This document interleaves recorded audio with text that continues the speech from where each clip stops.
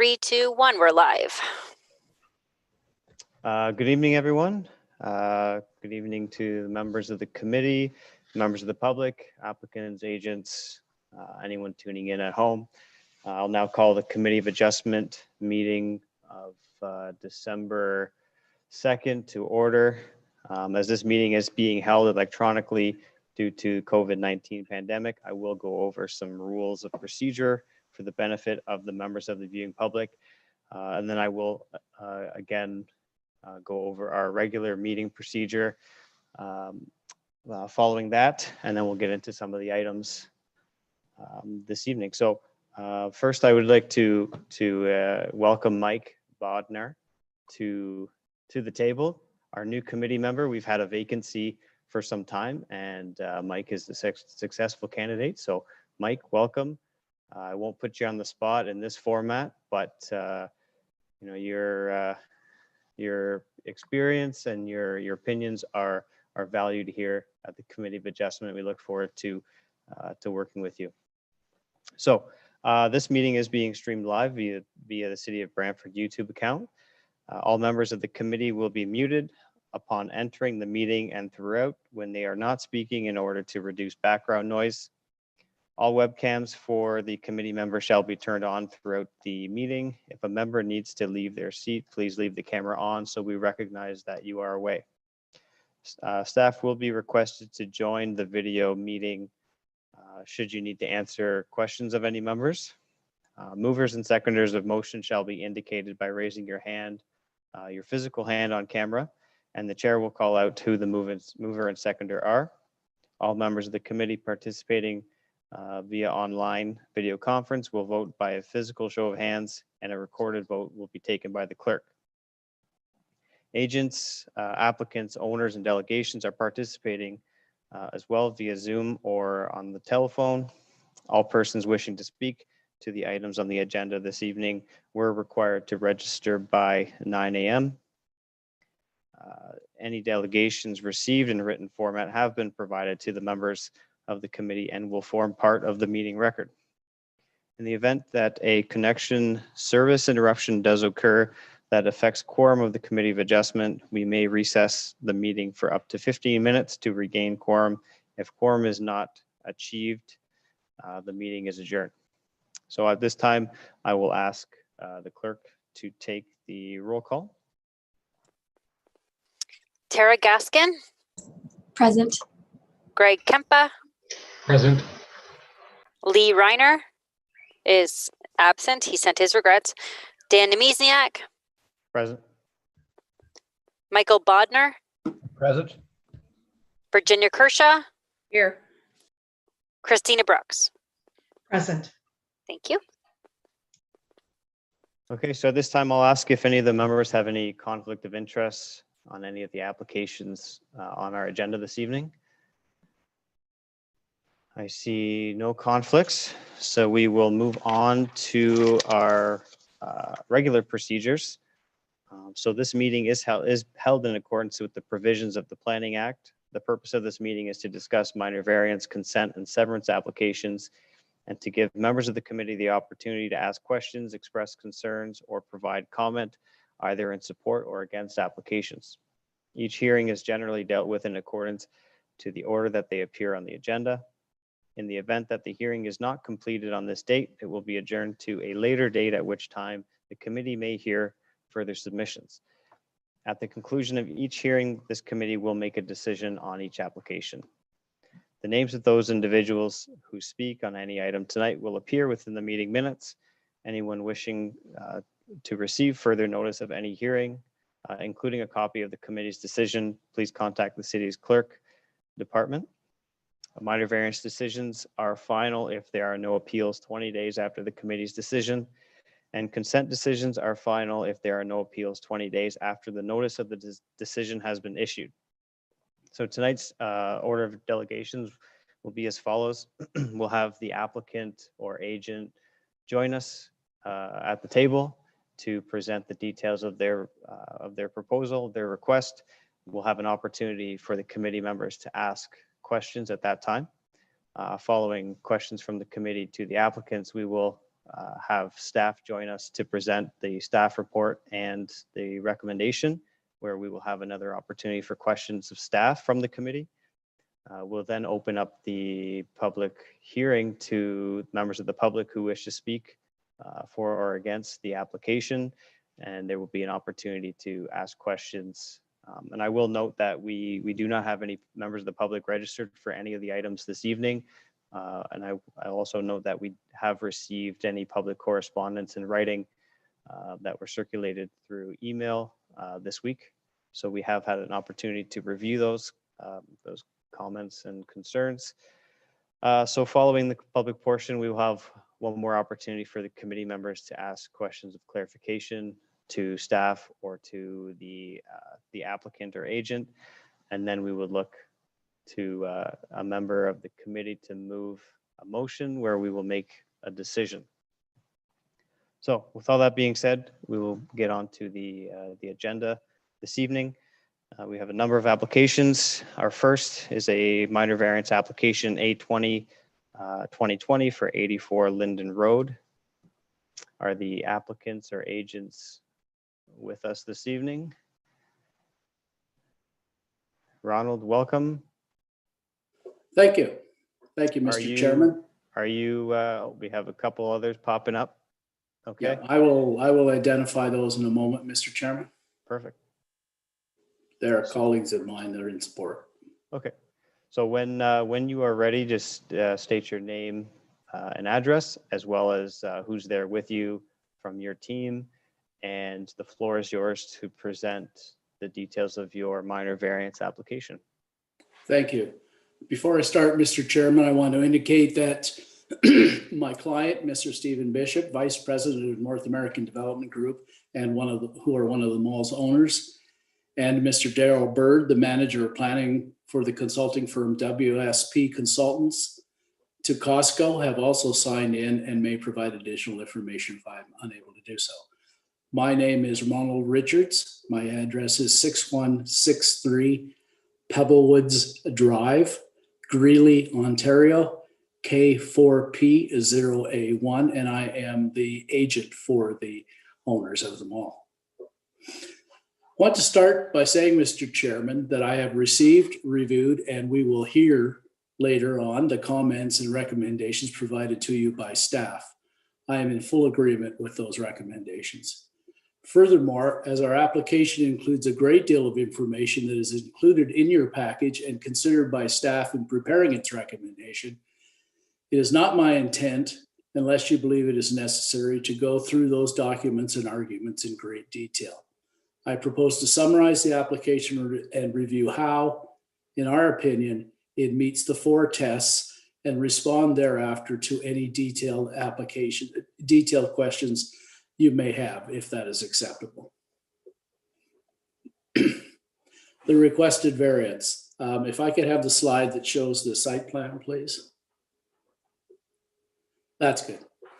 The purpose of the application is to vary the amount of permitted gross leasable area for new format retail, in this case Costco, from 13,005 square meters of gross leasable area to 15,105 square meters of gross leasable area, a difference of 2,100 square meters.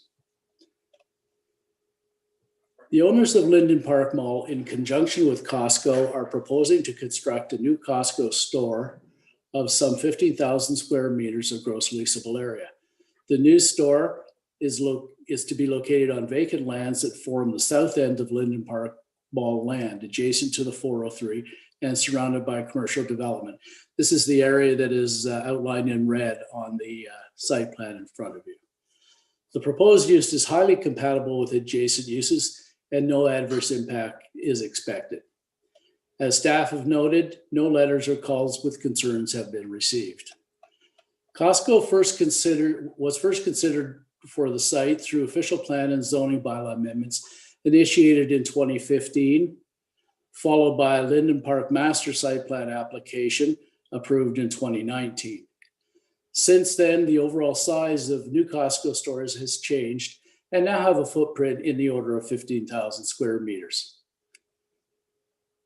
To the next site plan, please.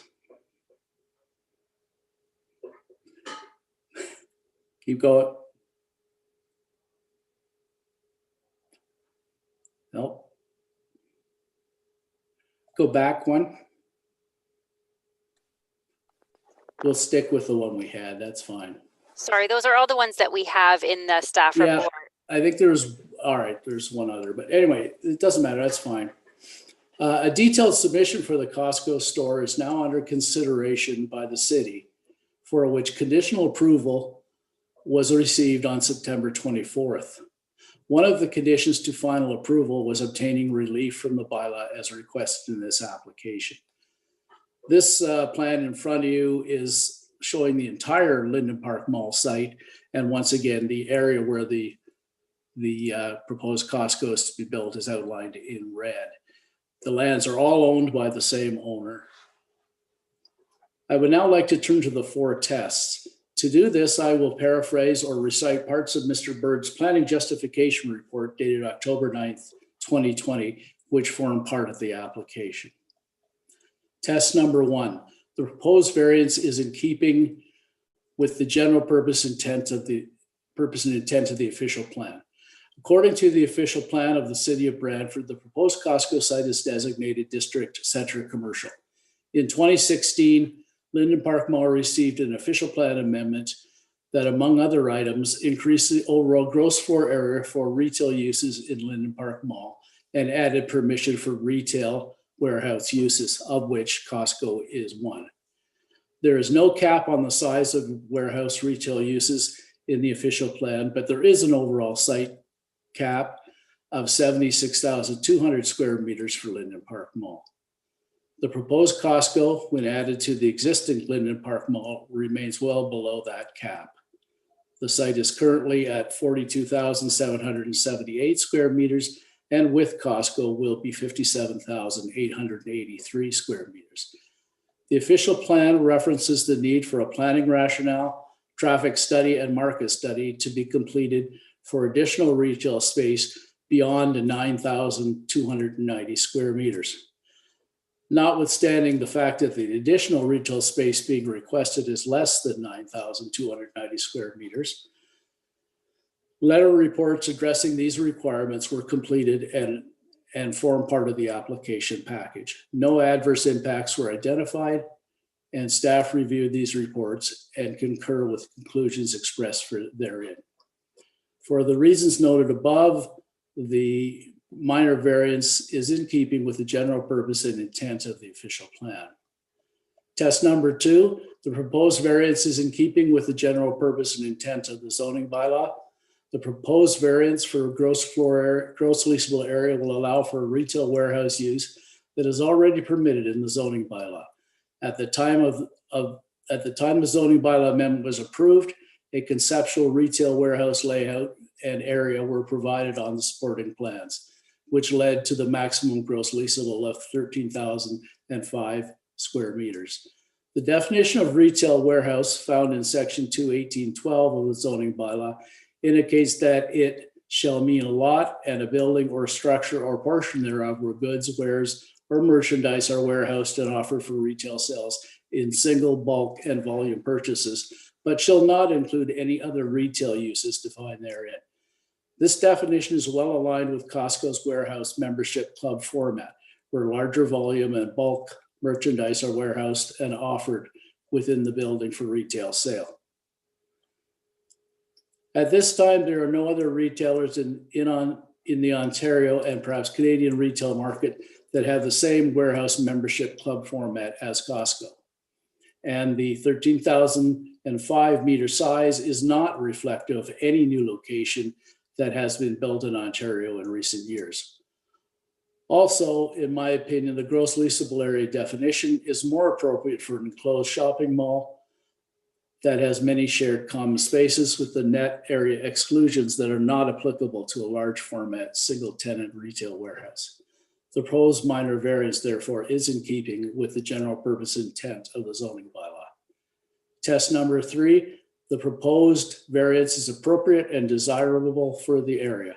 The proposed variance is appropriate given that the proposed Costco warehouse is a use explicitly permitted within the zoning bylaw and is proposed within a district commercial designation that is meant to accommodate a regional scale draw. This site offers convenient access to Wayne Gretzky Parkway and Highway 403 and will fill a gap in the Bradford market. The closest existing Costco locations are Ancaster to the east, Kitchener to the north, and London to the west.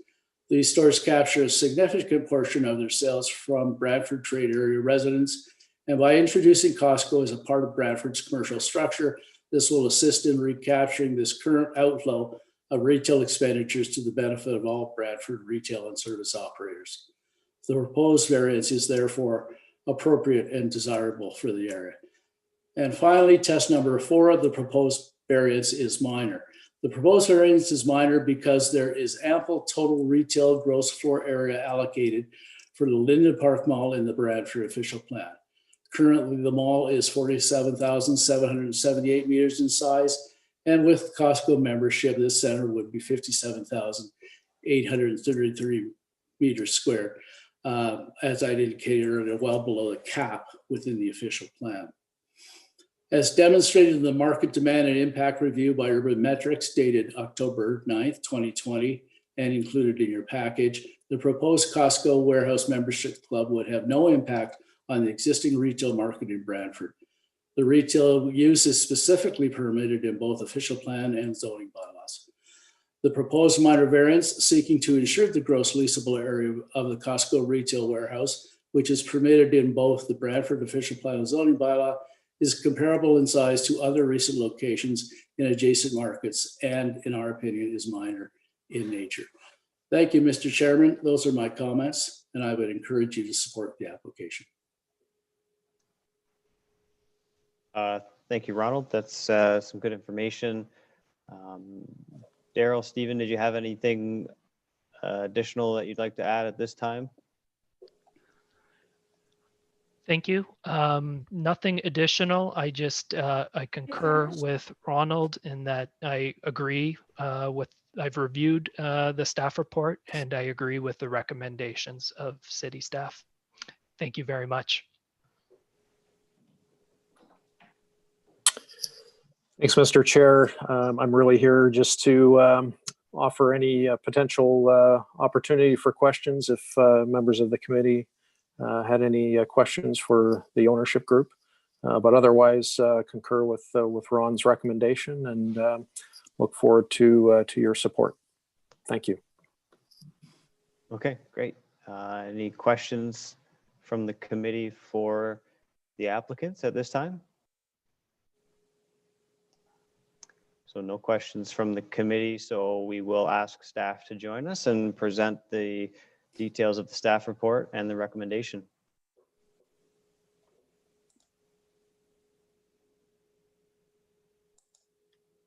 Good evening, Chair, members of the committee. Planning staff have received a minor variance application for 84 Linden Road. The property is located on the south side of Linden Road, east of Wayne Gretzky Parkway, and north of the 403. The lands are designated District Center Commercial Area and are within the Modified Policy Area 125 in the official plan and are zoned Holding District Center Commercial Exception 4 zone in the zoning bylaw. Is there any chance we could get the presentation up for viewing? Thank you.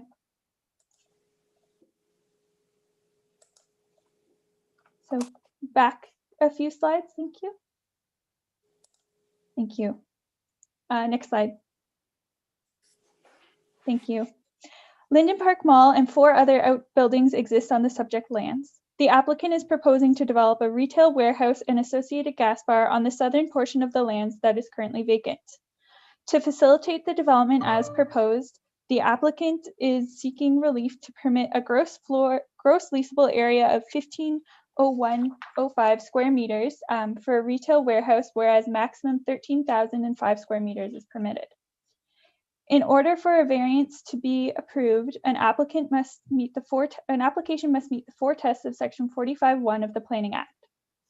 The increase in gross leasable area for a retail warehouse at 84 Linden Road is considered minor in nature and is appropriate use and development of the lands, as it is not expected to have an adverse impact on the existing retail within the city of Brantford. The proposed retail warehouse will make use of a vacant portion of the Linden Park Mall land and provide an opportunity for additional retail use. The intent of this section of the zoning bylaw was to ensure that retail warehouse development would not impact the existing and planned commercial retail in the city of Brantford. The restriction of 13,005 square meters was determined at the time of the rezoning application in 2016 through the market study analysis and conceptual plans, which illustrated a building of 13,005 square meters for the proposed retail warehouse. It was determined through these reports that a retail warehouse with a gross leasable area of 13,000 square meters is justified and would not have an impact on the commercial area within the study area. The peer review provided this recommendation to have this maximum of 13,000 square meters. Since 2016, the retailer, Costco Canada, has revised their plan to reflect a floor plan similar to new locations that they have built in Ontario, which average a similar proposed maximum gross leasable area of 15,105 square meters. This is an increase of 2,100 square meters from what is currently permitted in the zoning bylaw.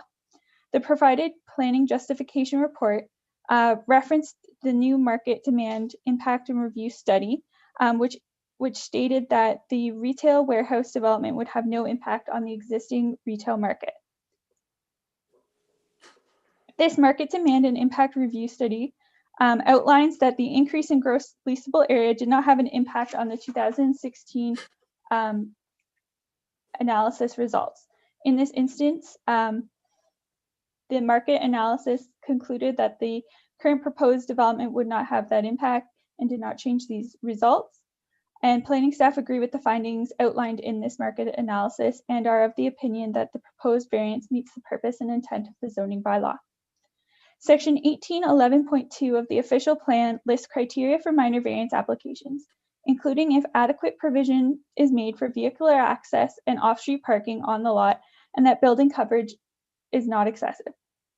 Adequate parking will be provided on the lot and will continue to meet the minimum lot coverage requirements. Section 7.3.3.4 of the official plan states that the total maximum gross floor area for Linden Park Mall shall not exceed 76,200 square meters for retail uses within Linden Park Mall. The existing mall and proposed retail warehouse will have a total GFA of 57,883 square meters, which is well within the permitted GFA for Linden Park Mall. Planning staff are of the opinion that the general intent and purpose of the official plan is maintained. Sorry, next slide. This slide illustrates the area of public notification. Sorry.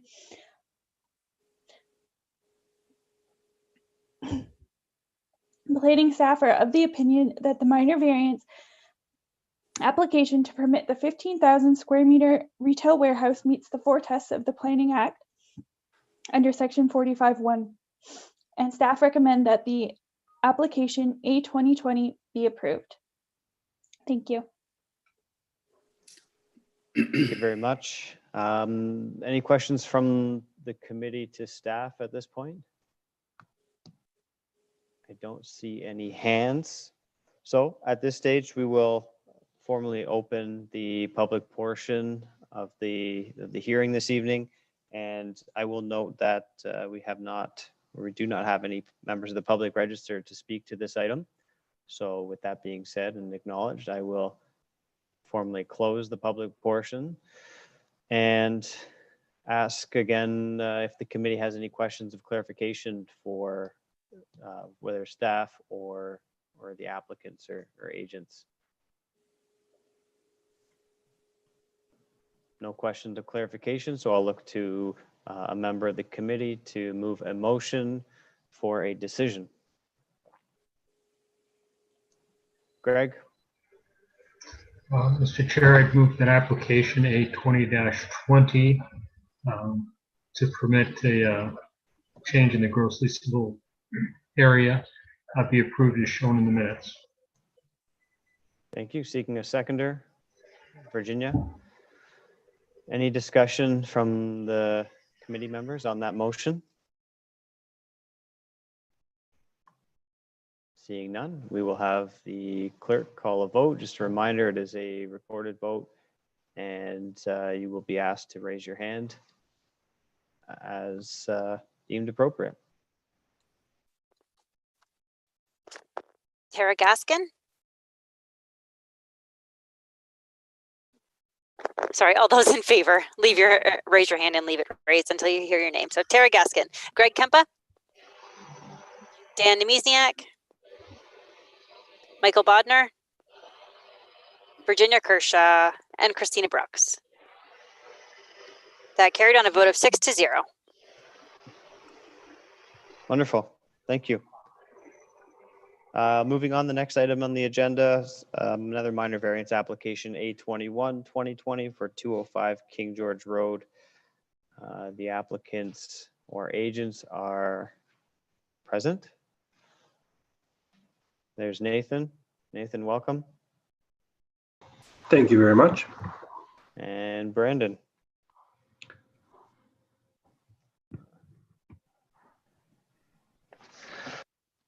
Good evening. How are you? Good, good. Welcome, guys. At this point, I'll have you introduce yourselves and who you represent. And the floor is yours to present the details of your request. Good evening. My name is Brandon Lentz. I'm here with Patterson Outdoor Advertising. The gentleman to my right, I believe, is Nathan Jankowski, who's the manager of legislation and permitting for Patterson Outdoor Advertising. We are here seeking I'm the applicant for the 205 King George Road sign variance application. If you wouldn't mind switching to the next slide, please. We are seeking approval to replace an existing ground sign with a double-sided electronic ground sign. Out of a number of conditions in the Brantford sign bylaw, our application complies with all except for the required setback. The bylaw requires 9 meters, and we are seeking 3.2 meters. Next slide, please.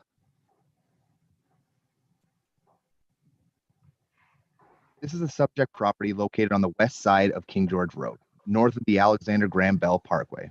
The surrounding area is commercial. Next slide, please. This is the property boundaries. The existing sign you can see on the southeast portion of the property. It's in the corner at the right there. Next slide, please. The yellow mark is the location of our proposed digital sign. Next slide, please. Our proposed sign will be located 114 meters from the west property line, 21 meters from the north property line, 0.7 meters from the south, and 3.2 meters from the east property line. Next slide, please. The proposed sign is in one of the very few areas permitted in the Brantford bylaw under Schedule A. Our sign complies with height and size requirements, as well as the illumination requirements. The sign meets the setbacks of residential and distances to another billboard. Next slide, please. The existing sign on the property has a total height of 25 feet, a width of 16 feet, and a sign face height of 10 feet. The sign is at least 13 years old and is due for a bit of an upgrade. Next slide, please.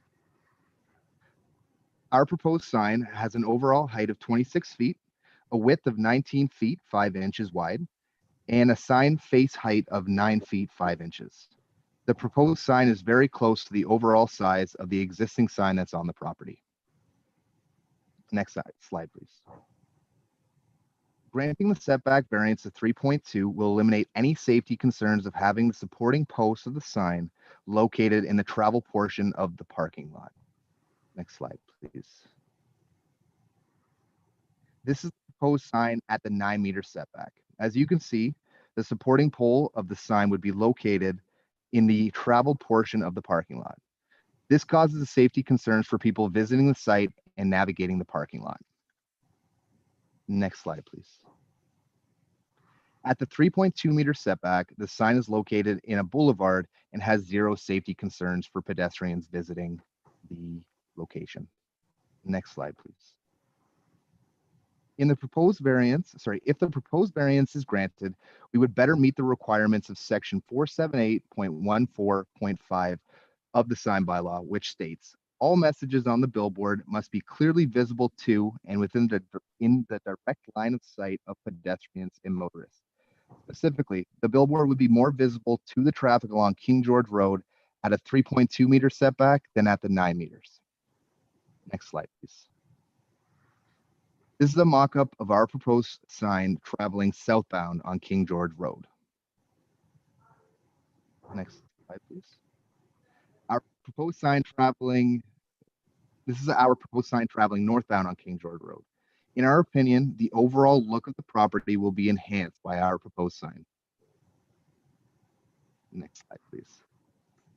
The surrounding area is exclusively commercial with multi-tenant plazas and ground signs along King George Road, all of which are closer than 9 meters from their property lines. Next slide, please. These are 8 properties located on King George Road that have existing ground signs. The average setbacks of these signs is 3.1 meters. We believe granting the variance application will keep with the consistency of the streetscape in the surrounding area. Next slide, please. These are the existing ground signs, addresses, and the setbacks of the signs. Next slide, please. Next slide, please. Planning staff state that the requested variance does not conform to the potential road widening policies of the official plan. The road widening could commence in 4 to 8 years. If the road widening is approved and takes place, Pattison and the property owner will work together to relocate the sign on the property. Currently, at the proposed setback, we do not feel this will have a negative impact on the streetscape while the potential development is considered. Next slide, please. The official plan designates the property as general commercial, which permits accessory uses such as signs. The property is also located in an intensification corridor. These areas are encouraged to develop at higher densities that is supporting to transit and compatible with the surrounding land uses. Planning staff report the billboard sign supports the added residential and commercial intensification corridor achieves. Any questions? Thank you, Brandon. Any questions from the committee to the applicants? Greg? Thank you, Mr. Chair. The sign itself, the post, is the post that's supporting the rest of it. Are you reusing that post and just refitting the top? We will not be refitting that foundation. Our digital signs are substantially heavier than what's existing there, so we will need to dig a new hole and a new foundation if this is approved. But you're effectively in the same. Thank you. Yeah.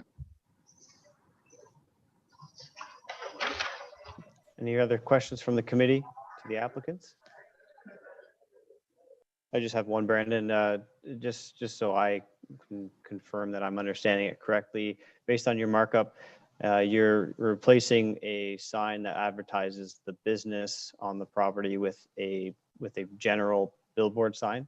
Correct, yes. We're a third-party advertising company that will have many different advertisings on the billboard. Will the business be replacing a sign, or will they just rely on the advertising or the signage on the building that's currently I there? believe that they would be looking for something added to the billboard sign, or maybe taking up some space on the actual display faces of the sign, yes. Okay. Just to add to that as well, we could identify the business on the screen as well as it cycles through the messages that are displayed.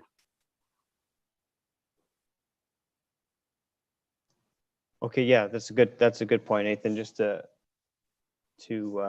also confirm that this is a video screen, so to speak, a flash, not necessarily a flashing screen or flashing sign, but it will be advertising and changing advertisements. Do you have the rates on how often that will change?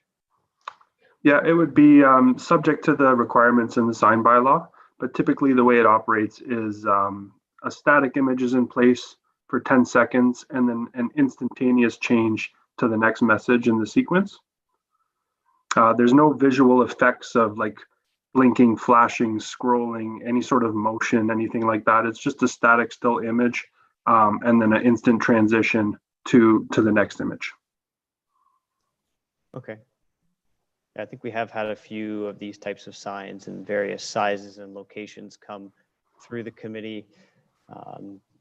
I know they've been fairly new. They've been popping up throughout the city and in other places. We've all seen them.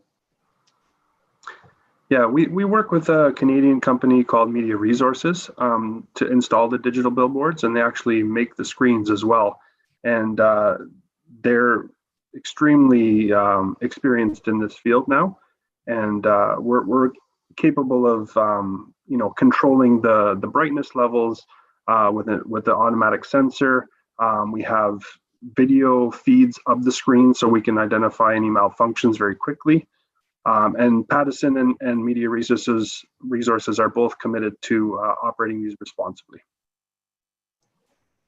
And you mentioned the brightness. Will this be lit up 24/7, or are you restricted by times?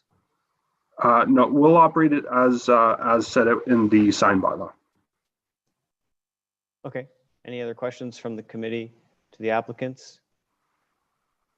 Seeing none, we'll have, Mike, question?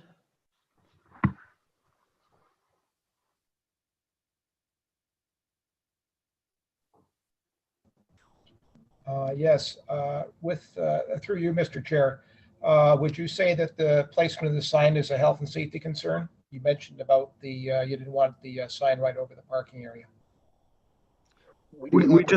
Sorry, go ahead, Brandon. We didn't want the sign in the parking lot.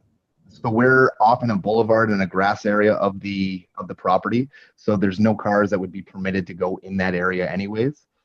We're applying for the variance to not be within the parking lot and to be a safe distance away from the travel portion of the parking lot. Keep pedestrians and visitors safe. Okay, thank you, Mr. Chair. Final opportunity for questions from the committee. Seeing none, we will invite staff to present the planning analysis and recommendation. Okay, thank you, Mr. Chair.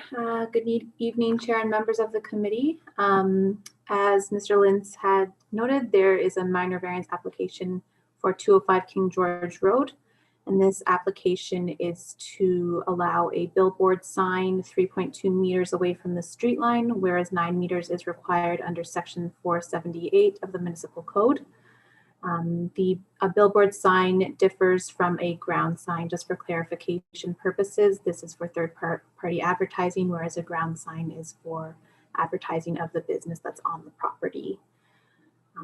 The subject property is located on the west side of King George Road, and commercial uses are north, south, and east, and then residential, as you can see on this map, to the west. The lands are designated general commercial area and are zoned general commercial site-specific C83 zone. Next slide.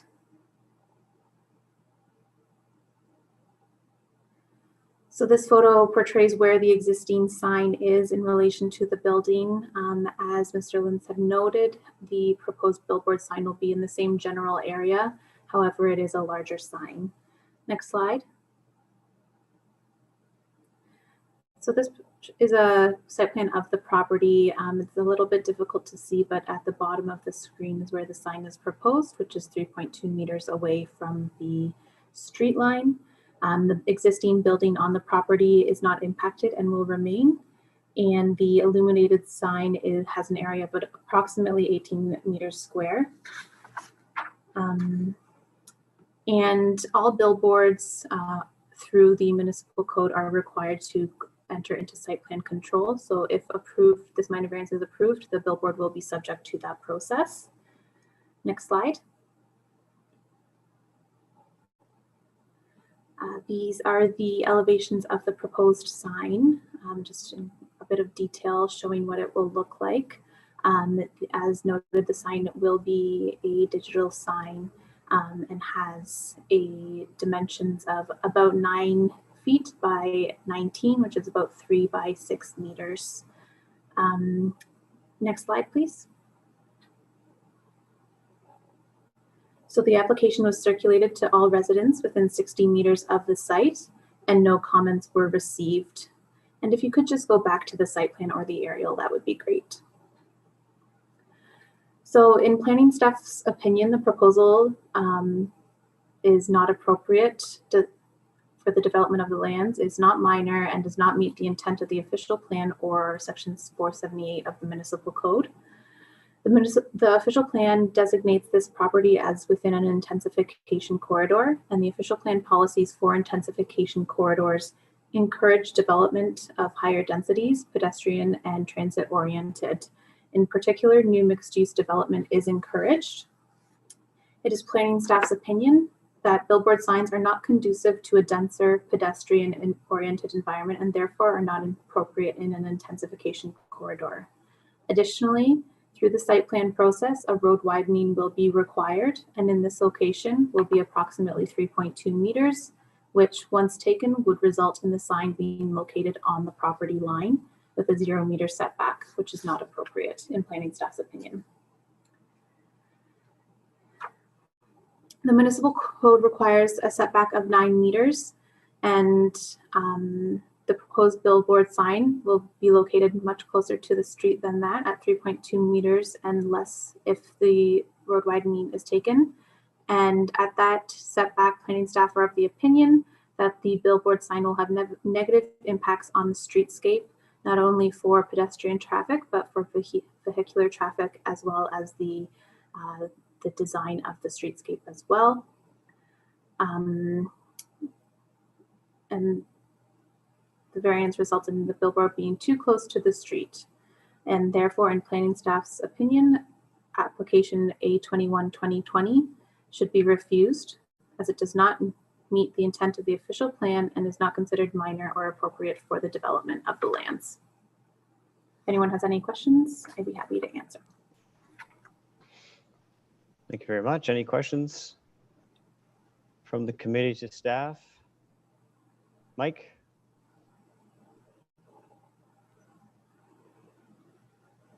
Yes, Mr. Chair, I do have a question for the staff and for the applicants.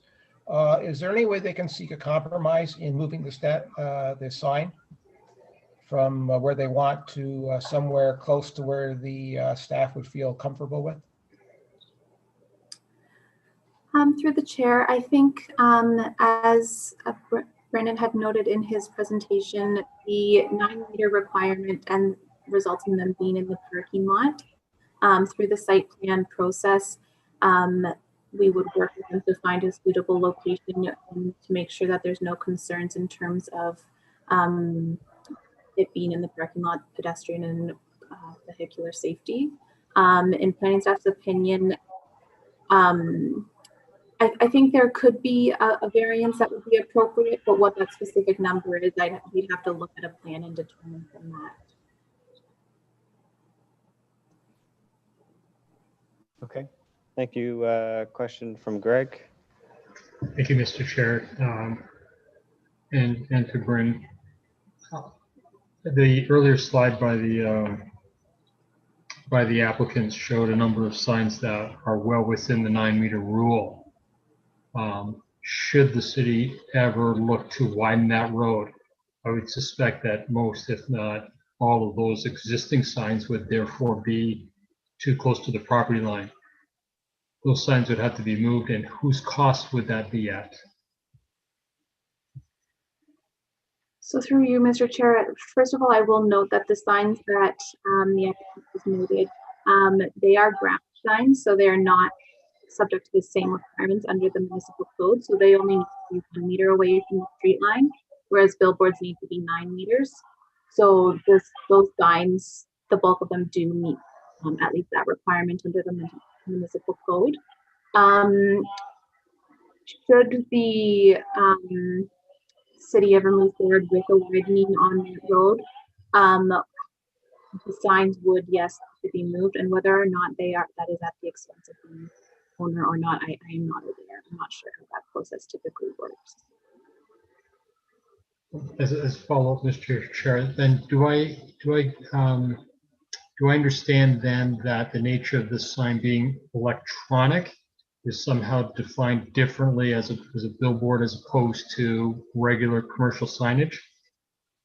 It's actually who it's advertising for. So this being third party, they can advertise for any business, whereas it wouldn't just, right now the sign is just for the business that's existing on the property, the there. So there's a different section under the bylaw that require for billboards, which is the third party advertising. There are also requirements for digital signs, which this sign is also subject to, but it meets those requirements. All right, thank you. Any further questions from the committee to staff?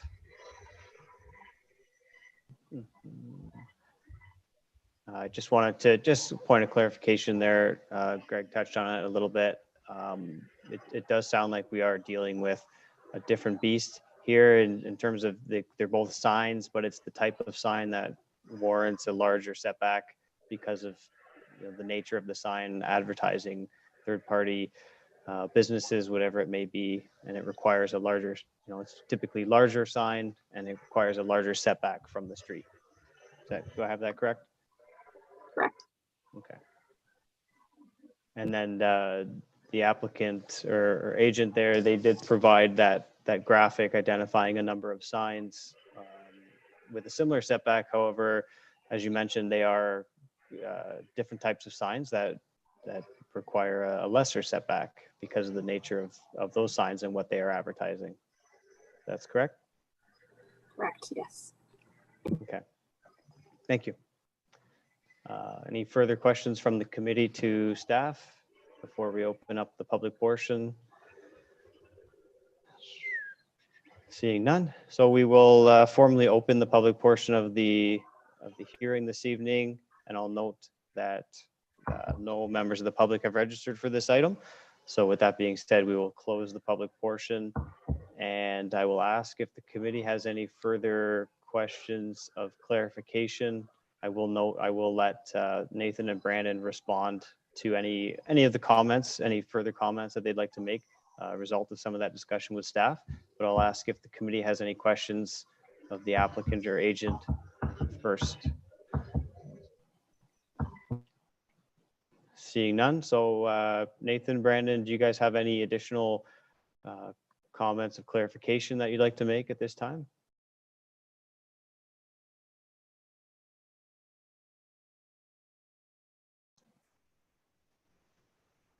I see you both shaking your head, so I assume that's a no. Okay. With that being said, yep, Nathan. Just one thing, that if staff were open to finding a more suitable location within that setback, we would be open to those discussions as well.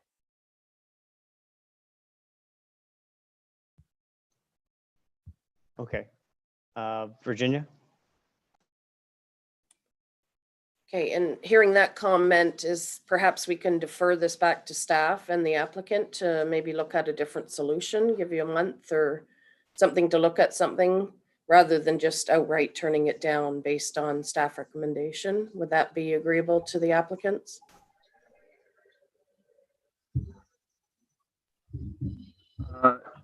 Yeah, I believe that, if staff is willing to discuss that, we could certainly explore that.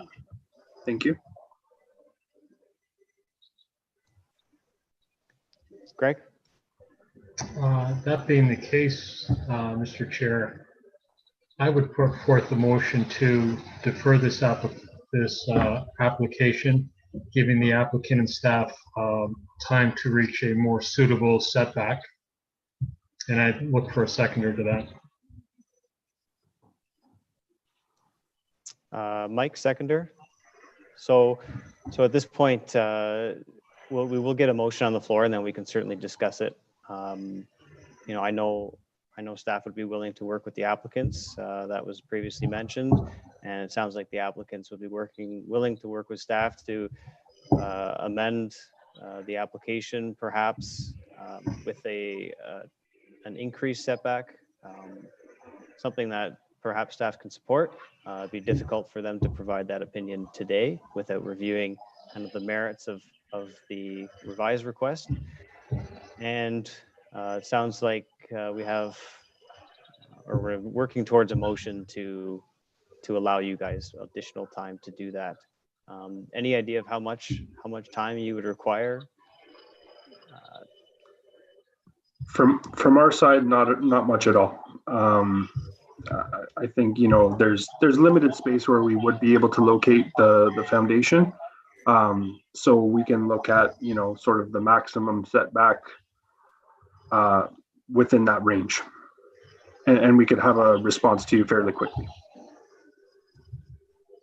Okay, so I guess one meeting cycle, we'd be looking to target the next Committee of Adjustment meeting if there was room on that agenda. Okay, so Yep, that works for us. Any further questions, clarification from the committee before we formally move that motion, Greg? I think you have a mover and a seconder. I Yep. would call the vote, Mr. Chair. You're right. So we have Greg as the mover of the deferral for one meeting cycle, and Mike was the seconder. Any discussion on that motion for deferral? Okay, seeing none, we'll have the clerk call the vote.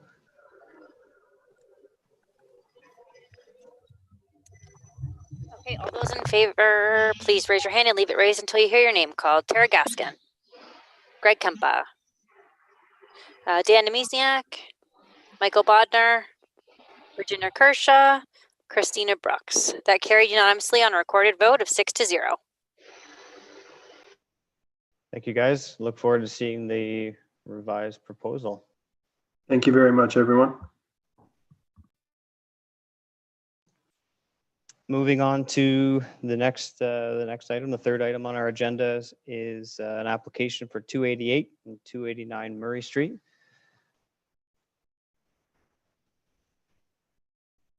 Is the agent present?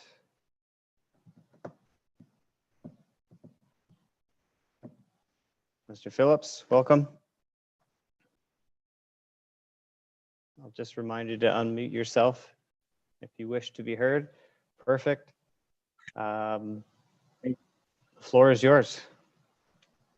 Thank you very much, Mr. Chairman and members of the committee. It's Bob Phillips from J.H. Cahoon Engineering Limited. I'm here representing, actually, my client is the owner of 288 Murray Street. And the application that's before you tonight is to sever a strip of land between his industrial building and the CN right-of-way. It's about 40 feet wide. And as you can see from some of the mapping within the planning staff report, it's sort of like a finger on this piece of property. And it will help with the use of the existing building that's at 288 Murray Street. We've read the planning staff report and all the applicable conditions, and we are fully supportive of those. And I'd be happy to answer any questions that the committee might have. Thank you, Mr. Phillips. Any questions from the committee to the agent? Seeing none, we will invite staff to present the staff recommendation.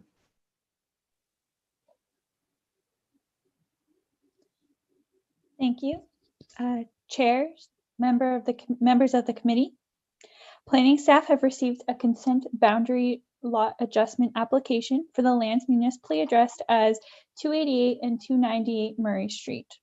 The subject properties are located on the west side of Murray Street, south of Bruce Street. The receiving lands at 288 Murray Street currently contain a building which takes up a majority of the lot, and the property at 298 Murray Street is used for industrial uses. The lands are designated general industrial in the official plan and zoned general industrial zone in the zoning bylaw 16090. Next slide, please.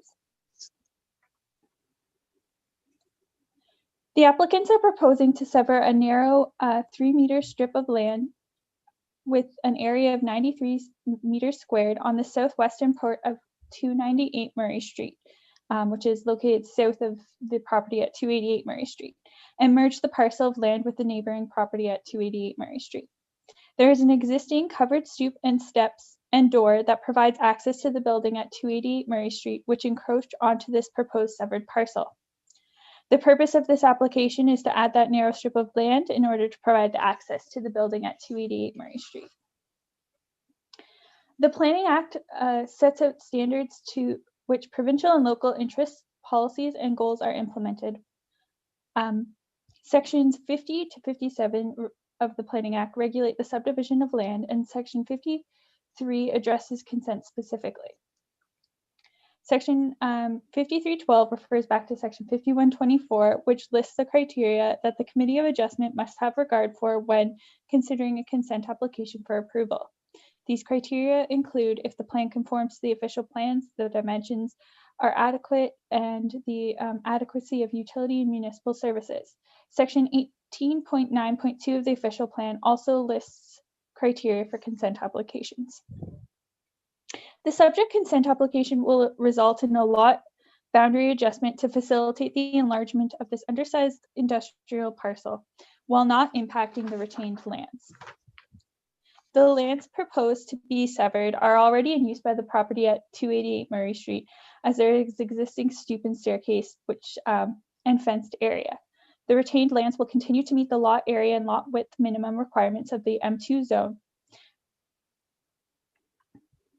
Planning staff have given regards to Section 5124 of the Planning Act and are satisfied that the application is desirable and compatible with the surrounding area and will not result in any adverse impacts on the surrounding properties. Planning staff are of the opinion that the subject consent application is consistent and conforms to the official plan. Next slide, please. This illustrates the area of public notification, and no comments were received by staff. Next slide, please. This is a photo of the site looking north at 288 Murray and 298 Murray Street. And next slide, please. This illustrates, shows the proposed severed lands and the CN rail corridor lands. This CN rail was circulated on the application, and CN notified that a portion of the driveway located on the lands being severed encroaches onto their property, and requested a condition being added to the consent application in this regard. Planning staff have advised the applicants of this condition, which is included as a condition for approval if approved. In conclusion, having regard for Section 5124 of the Planning Act, the severance is desirable and compatible with the surrounding area and will not result in any adverse impacts on surrounding properties. Planning staff recommend that application B16-2020 be approved, subject to the conditions outlined in Schedule A of the report. And I can answer any questions if need. Thank you. Okay, any questions from the committee to staff? Greg? Through you, Mr. Chair, I'm going to assume that there is some sort of agreement now between CN and the owner of that strip of land. And then part two of that would be, what happens if the client and CN cannot come to an agreement? And are we even in a place legally that we can say we're approving this if two other parties come to an agreement? If they don't, where does that leave us?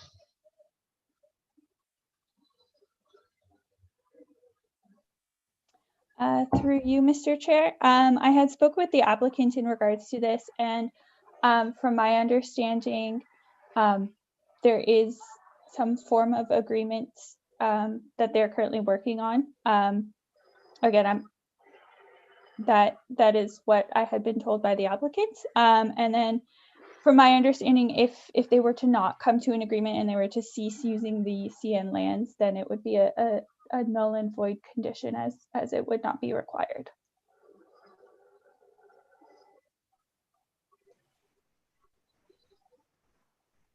Mr. Phillips, did you have anything else to add to that one? Thank you, Mr. Chairman. The owner of this building already has a lease agreement for some of the lands with CN. He's fully aware of this condition and is fully accepting of it. And he believes he'll come to an agreement with CN. You are 100% correct. It doesn't leave the city in a bad position if he cannot enter into that agreement within the year, because then the condition of the severance could not be fulfilled and the severance of the land would fail. And we're fine with that condition. Thank you. Any further questions of staff from the committee? I see no hands, so we will open up the public portion of this hearing. And I will note that we have no members of the public registered to speak to this item. So with that being said, we will formally close the public portion. And I will ask the committee once again if there's any questions of clarification from the agent or staff. Seeing none. Is there a motion to be put on the floor from the committee?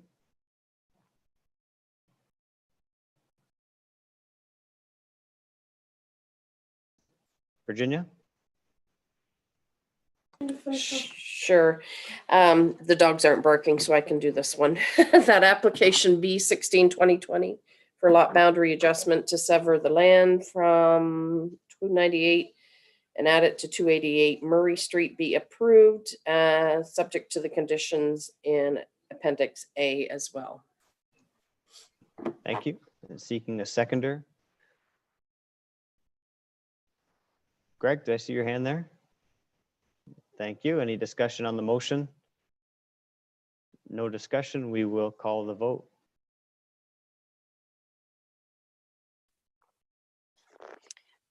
Okay, all those in favor, raise your hand, leave it raised until you hear your name called. Tara Gaskin, Greg Kempa, Dan Nemesniak, Michael Bodner, Virginia Kershaw, Christina Brooks.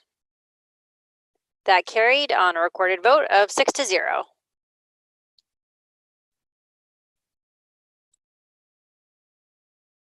Mr. Phillips, you're sticking around for the next one as well? I am. Okay, so the next item is consent and minor variance application B17 and minor variance application A24-2020 for 10 Cecil. Thank you, Mr. Chairman, members of the committee. Bob Phillips from Cahoon Engineering. I am with Lucas Bonafini, who's the one of the owners of the property. He's with me in the room. This is an application at 10 Cecil Avenue, where they're proposing to sever off the rear yard of that residence to create another single-family home.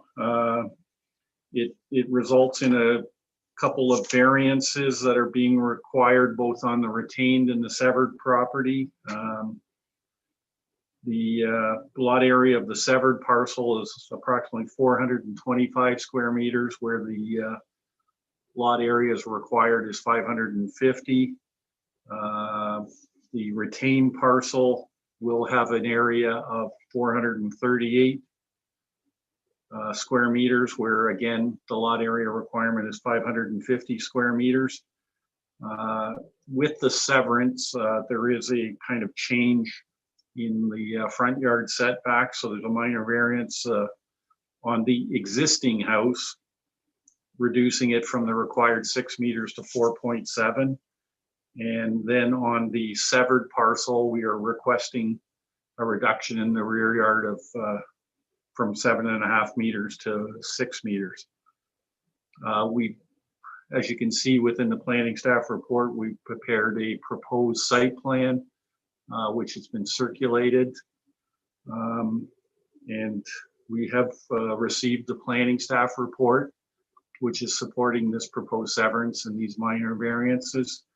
We've read the staff report, the owner and myself, and we are fully supportive of those conditions. And we're happy to answer any questions you might have. Thank you very much. Thank you. Any questions from the committee to the agent, and the owner is there as well? Mr. Phillips, have you had a chance to review any of the public concerns received? Were those forwarded to you for consideration? I'm a little bit of a disadvantage. This was an application that was started by Mr. Howard Snodgrass. I do not have those conditions or those concerns, but I'd be happy to respond to them if they can be outlined to me. For sure. Maybe staff can just briefly outline what some of those concerns were as part of their presentation so that we can have a response from the applicant. Mike, did you still have a question there? Yes, Mr. Chair. Is there any way the applicant can change the areas of the variance to meet the requirements of the city? No, we cannot, because the total area of the current lot, I'm going to say, is approximately 900 square meters. And you know, with the severance involved, it's going to be less than the 550 square meters that are required. Okay, so something would have to give then. One section or other would have to give then. Okay. Okay, thank you, Mr. Chair. Any further questions from the committee to the applicant or owner or agent?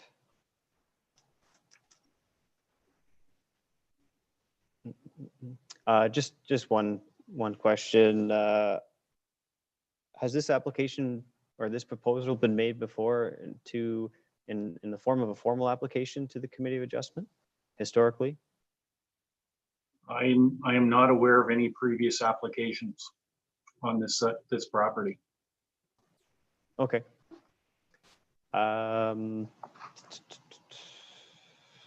Any further questions to the applicant before we throw it to staff? Okay, we will have staff join us to present the recommendation in the staff report. Okay, thank you, Mr. Chair. So this application is a consent and minor variance application B17-2020 and A24-2020 for 10 Cecil Avenue. The property is located on the southwest corner of the intersection of Wayne Drive and Cecil Avenue. The lands are designated low-density residential in the official plan and zoned residential type 1A in the zoning bylaw. And the applicant is proposing to create one new lot for residential use and retain one lot with the existing dwelling. And to facilitate this consent, variances are required for lot area for both the severed and retained lots, rear yard for the severed lot, and then a variance has also been requested to recognize an existing front yard setback for the existing dwelling. Next slide.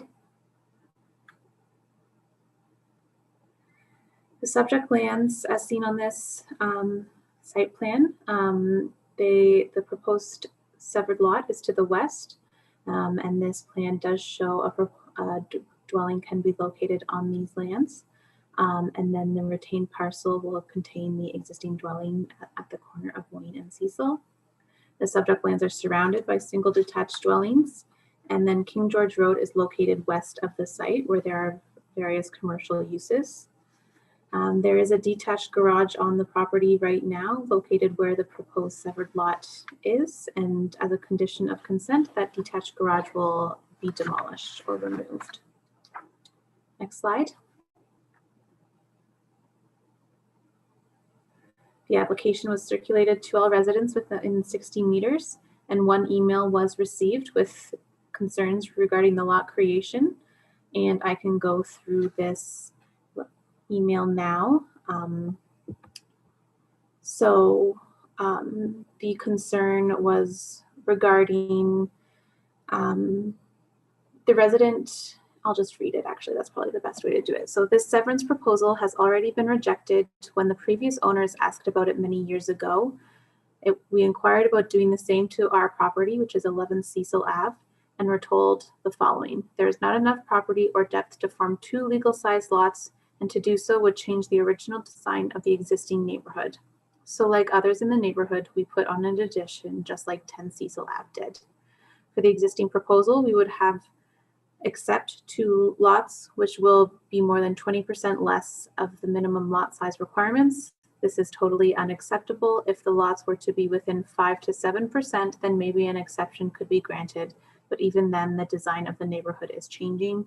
Also, we must accept other variants for our rear yard, which is also 20% less. What will the allowance for lot fill? Is there a minimum depth of lot? So I did provide them a response on their questions regarding lot fill and minimum depth. Lot fill, I assumed they meant lot coverage, and that is 35% in this area. And then there is no minimum depth requirement in this zone. And then as per the chair's question as well, we did review our files to see if there was any existing application for this property, and we do not have record of one. So I suspect that it was not a formal application, probably an inquiry. So that is the only email we received in regards to this application. And I can kind of address the remainder of their concerns in the remainder of my presentation. Next slide. So this is a lot as seen from Wayne Drive. So the detached garage is seen on the right-hand side, and the home to the left. The home will remain as stated, and the garage will be removed as a condition of consent. The application is consistent with policies of the provincial policy statement and places to grow. The proposed consent and minor variances meet the policies of the official plan and meet the requirements of the zoning bylaw. The proposed new lot is an appropriate size to accommodate a dwelling, amenity space, and a parking area. If you go back to the site plan showing the proposed new lot. Thank you. So this plan does show that a home can be accommodated as well as adequate parking, and there is still adequate outdoor amenity space for the newly severed lot as well as the retained lot. So it is in planning staff's opinion that the variance and the consents are appropriate. The lot areas, while not the most prevalent lot area in the area, there are examples of varying lot areas within the area. And when viewed from the street, due to the lot width, they resemble lots within the area as well. Several conditions are recommended to ensure the orderly development of the parcel, which includes the demolition of the garage, a daylight triangle as shown on the plan, and submitting grading and servicing plans. And these are all included as conditions of consent. In conclusion, having regard for Section 5124 of the Planning Act, the applications will allow for a residential infill lot with no negative impacts to the surrounding neighborhood. This type of development represents good land use planning and is encouraged by the PPS growth plan and the official plan. The general intent of the official plan and zoning bylaw are maintained with the variances, and the variances are considered appropriate and minor.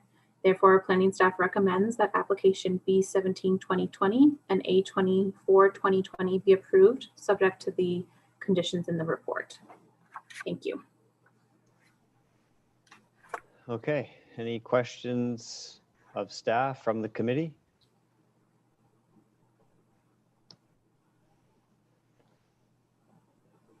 Seeing none. At this point, I will open up the public portion of the hearing. So I'll mention that we do not have any registered members of the public for this item to speak to this item, but we have heard from a resident that through the letter that was provided. Thank you to staff for reading that and providing that clarification. So if no members of the public registered, I will formally close the public portion of this hearing. And I will ask if the committee has any further questions of clarification to staff or to the applicant or agent.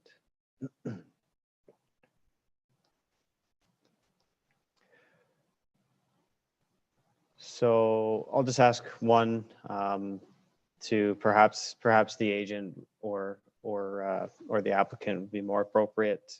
For any other residents who may be listening in or will be watching this later, do you have any idea? We see a footprint there on the proposed site plan. Do you have any idea of whether this be a single story or a two-story? Have you put any thought into finishes of the structure? Probably single.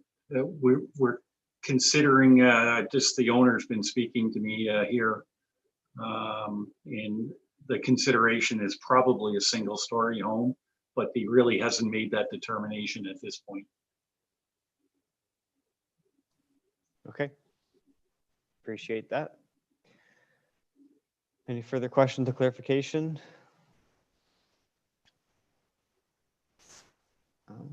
Seeing none, we will ask for a motion from the committee. Mike? I'll move that the consent be granted, subject to the recommendations of city staff. Will your recommendation include the minor variance applications as well? Yes. Okay. Should I put that in a separate motion? We could typically merge them all together and make one decision. Thank you. Seconder, Greg? Any discussions on the motion? So the motion is as outlined in the staff report. No discussion. We will have the clerk call the vote. Okay, all in favor, please raise your hand. Leave it raised until I call your name. Christina Brooks. Virginia Kershaw. Michael Bodner. Dan Nemesniak. Greg Kempa. Tara Gaskin. Thank you. That carried on a recorded vote of 6-0. Excellent. Thank you, Mr. Phillips.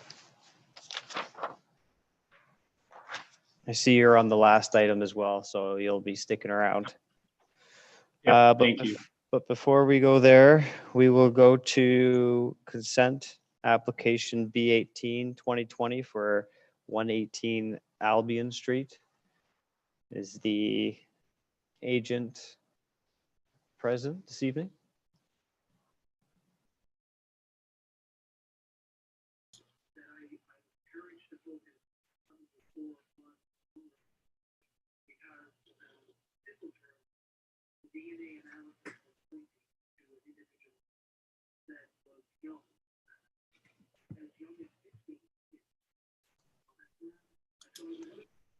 There's George.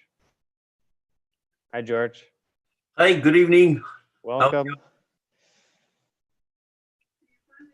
You've been with us before in this format, so you know the drill. Yes. The floor is yours. Thank you very much. Good evening. My name is George Ziotek, and I am the agent for the applicant and or owner of the block of land, as it were, at the Albion, Henrietta, and William Streets, Polish Alliance of Canada, branch number 10.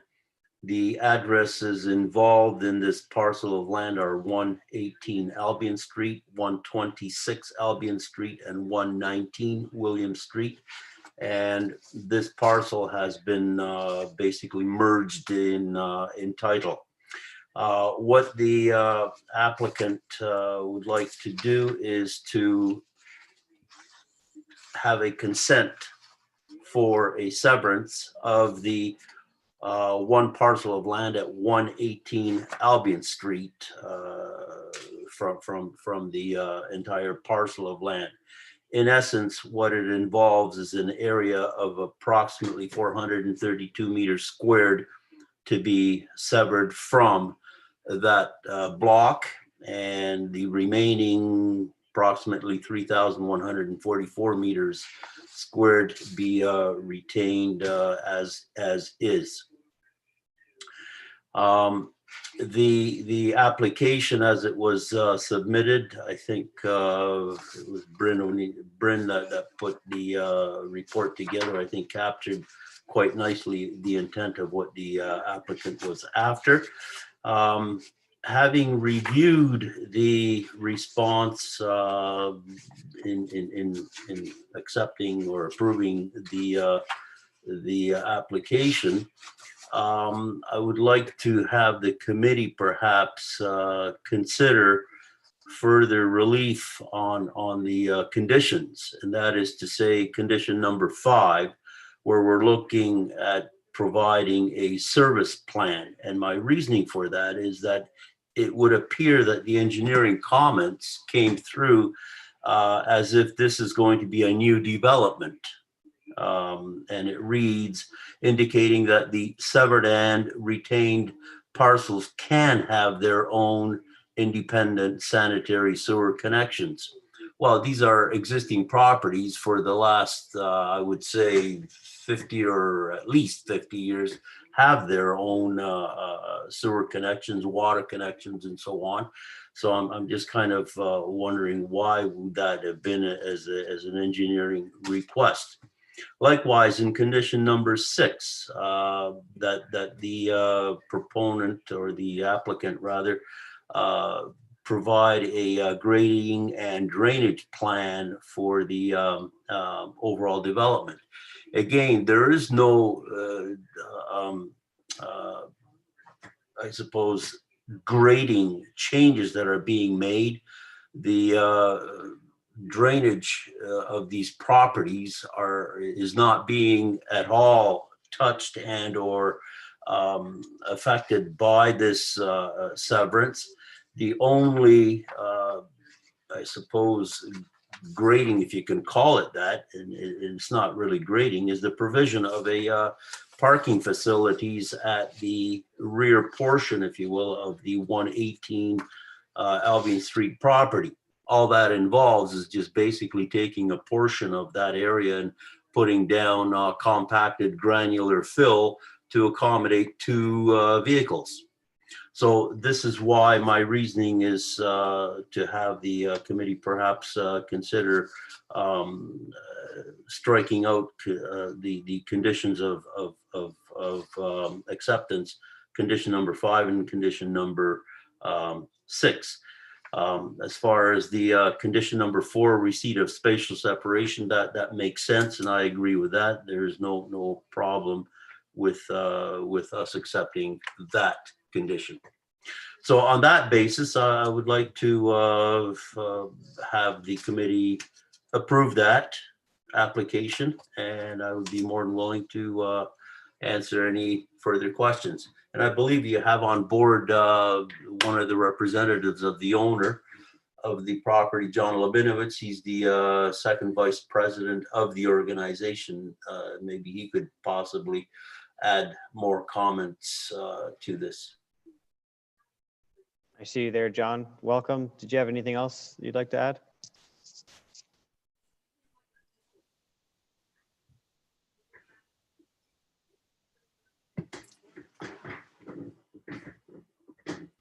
I think you have to unmute your button there, John.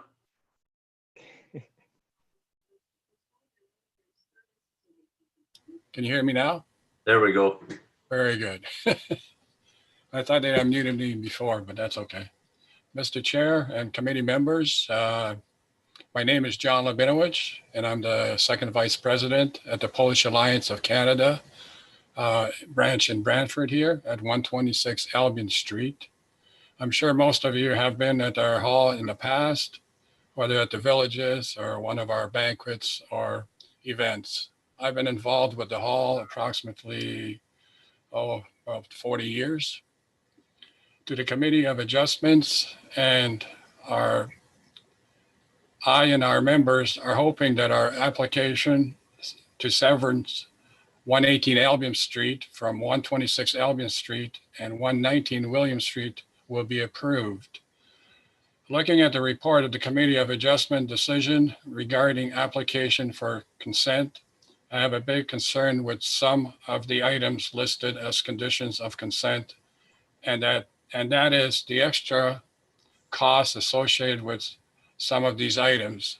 George has already pointed out the concerns I was looking at financially, and that's 5 and 6.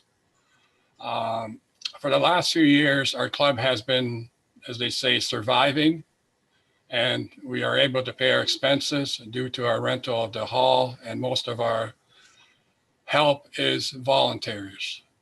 When the COVID-19 came into play this March 2020, our hall rentals were canceled completely. And when we are able to start renting, nobody knows when that's going to come into play. Only income we have coming in is from one of our rental properties and the sale of our delicious Polish food, which most of it is made by volunteers again. So there's no cost involved. We're trying to kind of survive what we've been hit with. Some of our members have donated financially and also has given us loan interest free to help us with this situation we're in. The credit union where we have our mortgage okayed for us to stop payments until next year. Although our doors are closed and the regular bills are still coming and must be paid. Our membership is telling the board that they do not want to give up. Time will tell with all this efforts being put in whether we will survive. So I'm just kind of pleading, same thing as George stated, with 0.5 and 6. I know that's going to be a high expense. If somehow that could be written out of there, just to clarify, everybody probably knows where 126 Albion, the Polish Hall is. We have years ago purchased 2 properties that are right beside the hall. So technically, and the big mistake when the properties were purchased is whose advice we got from, I'm not sure whether it was the lawyer or the board at that time, but they decided to put the 3 properties as one property. So now what we're trying to do is to take the one property out, and that's 118 Albion Street, as a security. As I mentioned, we do have issues here financially. We're trying to survive, and we realize that it takes a long process to sever a property. So that's what we started to do, and hoping it's going to pass. It's going to be a sort of a backup for us if this COVID, the virus, whatever you want to call it, keeps on going. By sale of this building, if that's, we don't want to do it, but if that's going to be our last resort to still keep on going, we want to keep our heritage going.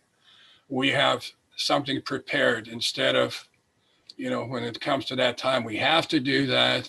And then we find out we have to do all this to do the severance. It might be too late by the time we get this thing done to get back on our feet.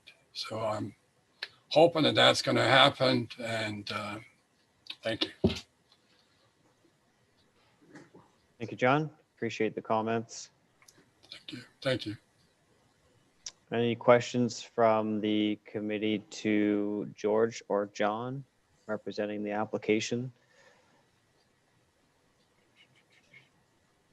Seeing none, we will invite staff to present the details of the staff report and the recommendation, and perhaps they'll have some comments as well to your request for the removal of conditions 5 and 6. We'll certainly discuss that. Okay, thank you, Mr. Chair. So as Mr. Ziotek noted, there is a consent application in B18-2020, and it is for 118 and 126 Albion Street and 119 William Street. Next slide, please. So 118 Albion is located on the east side of the map here. It fronts onto Albion Street. 126 Albion Street is where the hall is located, and it takes up the block along Henrietta. And then 119, which is part of 126 Albion, is located along William Street. So the lots were previously 3 lots and then were put in the same ownership and then have merged. So the portion that is subject to the severance is 118 Albion. The subject lands are designated residential area low density in the official plan. And then 118 Albion and 119 William Street are zoned residential conversion zone. And 126 Albion is zoned residential conversion zone with a special exception, which permits a private club. The subject lands, as noted, are bounded by William Street and Albion Street, and the current area is 3,576 square meters. There's a dwelling located at 118 Albion and a dwelling located at 119 William, and then the hall, as mentioned, at 126 Albion. In the general area, south of the site are residential properties, which front onto both William and Albion. Robert Moore Park is located across Albion Street to the east, with Victoria School south of that, and then the Hungarian Canadian Club is located along Albion Street to the south. Next slide.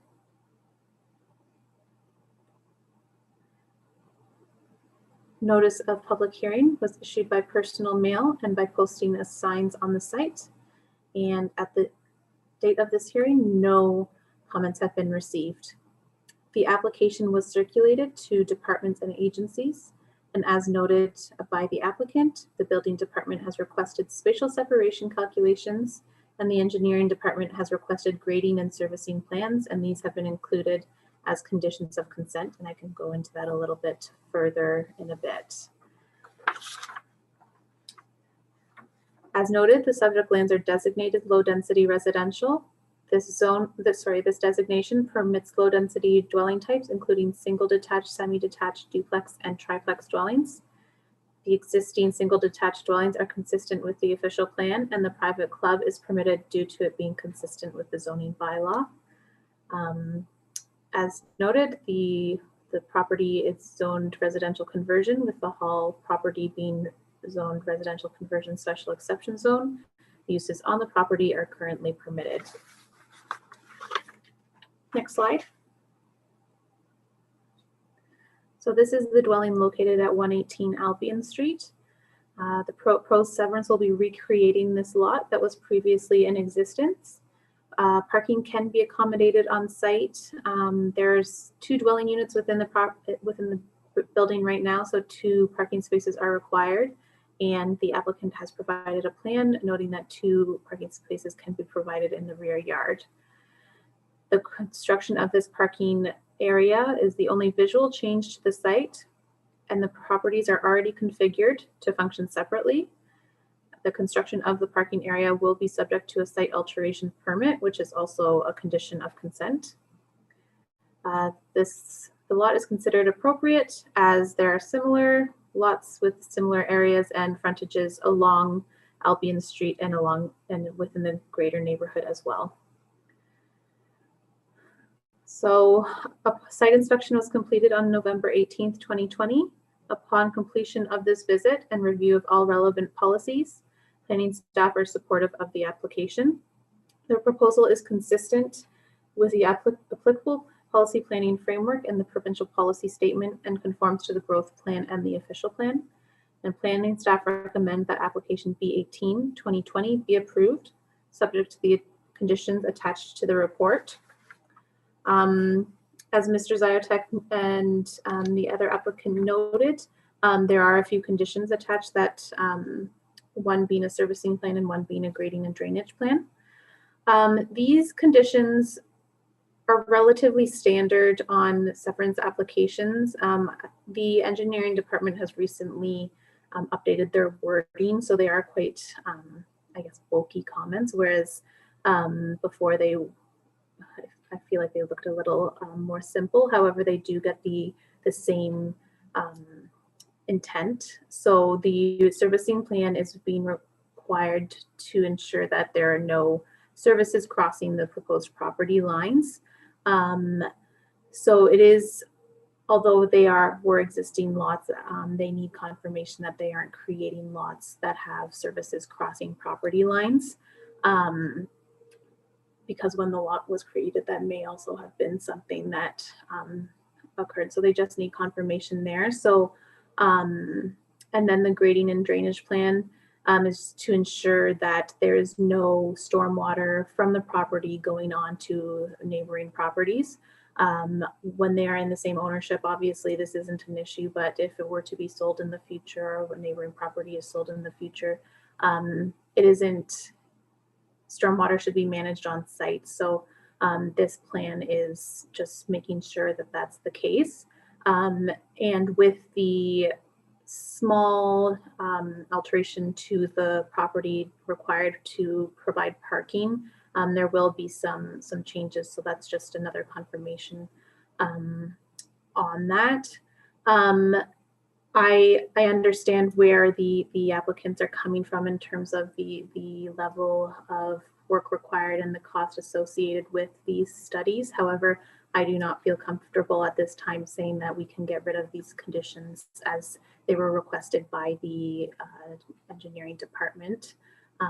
So I would recommend that they remain.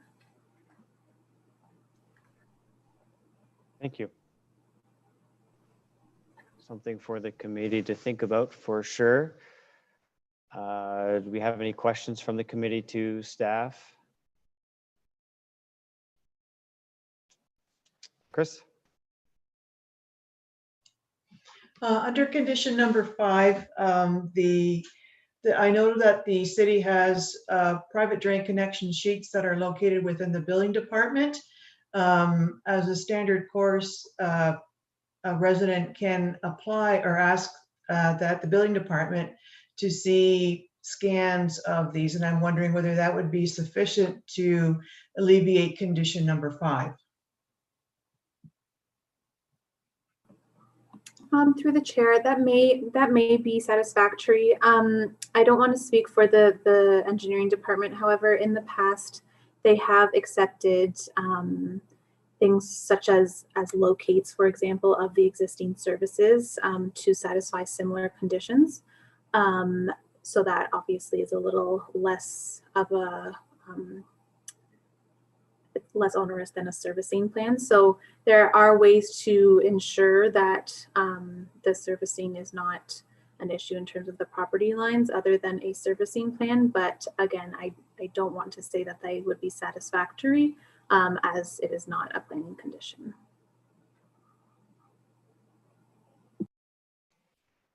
Fair enough. If I may make a comment on that last exchange of information, I have requested the city to give me the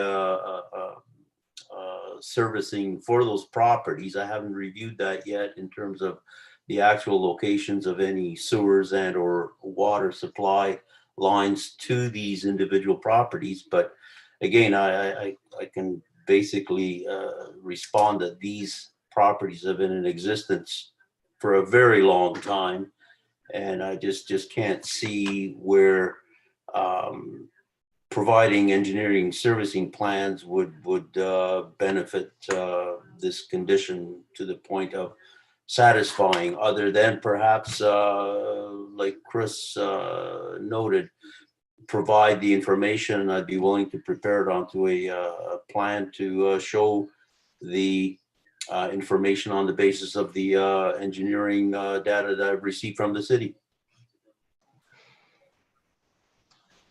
Thank you, George. Any questions, any further questions from the committee to staff? I just have one. Obviously, we have to respect planning staff's position in the sense that they would not be comfortable removing conditions or speaking for other departments such as engineering. But the question I would ask to staff is, would you be comfortable in or with the committee providing additional wording to allow for a little bit of flexibility for the applicant to work with the appropriate staff to finding a level of detail that would satisfy these conditions? I would be comfortable with that as long as the engineering department is included in that discussion. That's fine by me, yes. Okay, so we can discuss that a little bit further as we look for a motion. Any further questions from staff or of staff? Greg? Thank you, and through you, Mr. Chair. Ms. O'Neill, do we know whether or not the engineering, development engineering actually visited the site, or did they review by just the paperwork and the submission?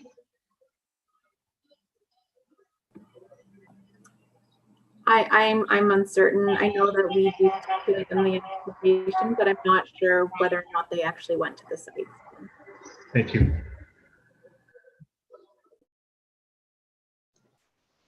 Any further questions from the committee to staff? Seeing none, so we will move along and formally open the public portion of this hearing. And I will note and confirm that no members of the public have registered to speak to this item. So with that being said, I will close the public portion of this portion of the hearing. And I will ask the committee if they have any further questions of clarification, again, back to the applicant or agent and staff.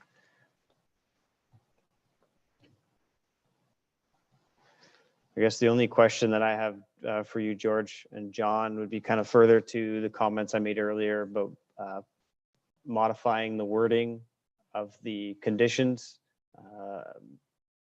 more specifically adding words that would provide for additional flexibility to allow you to work with staff to determine a level of detail that would be required to satisfy these two conditions. I think it is important to confirm that these lots are individually serviced, and it's also important to confirm in some level of detail that that grading is appropriate and not negatively impacting any abutting properties once they've been severed. So, would you be open to that type of amendment to conditions number 5 and 6? And we will certainly sort out the wording before we make a decision. I think on behalf of the applicant, I would be more than willing to be partaking of those kinds of discussions to, again, try and reduce the costs to the applicant because of these studies and or conditions. Okay, excellent. Any further questions to staff or to the applicant agent, Mike? Yes, through you, Mr. Chair, I just have a couple of questions for the applicant. Seeing that the applicant really doesn't want to proceed with having to sell these lands right away, even though they're going to be severed, supposedly, could we not put a time limit or give them an extension in time for items 5 and 6? So that even if he has to fulfill them, he's given so much time to do that. That might allow him to satisfy his requirements, plus allow him a bit of time to get the cash flow going to satisfy that. Would that help you at all? Staff, did you want to respond to the timeline? I would just like to note that under the Planning Act, the applicant has a year to fulfill conditions, and that's mandated through the Planning Act. So any extension to that year would be difficult to complete within statutory timelines.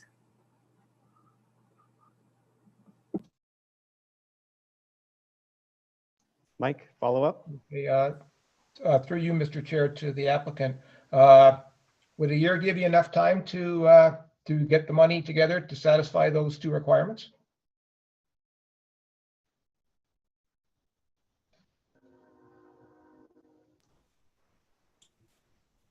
Assume you're referring to me. Am I on or? You're on. Okay, sorry. In response to that, it's not a question of time. It's basically a question of finances, and particularly with the uncertainty with this virus running rampant, and the organization not knowing when and how quickly they can rebound on the finances. That's more of a pressing issue rather than the time. And again, as previously noted, if I were to be given leeway to work with the various departments within the city to have my involvement to ensure these two conditions, that would be more than satisfactory in order to reduce the costs associated with that. Because again, I'm doing this pro bono, so it's again a cost consideration rather than time.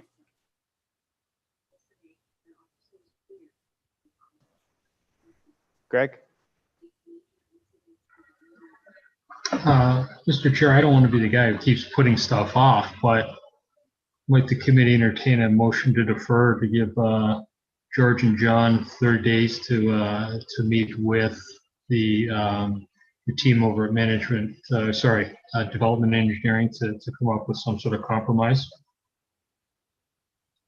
And I'd seek a seconder to that motion.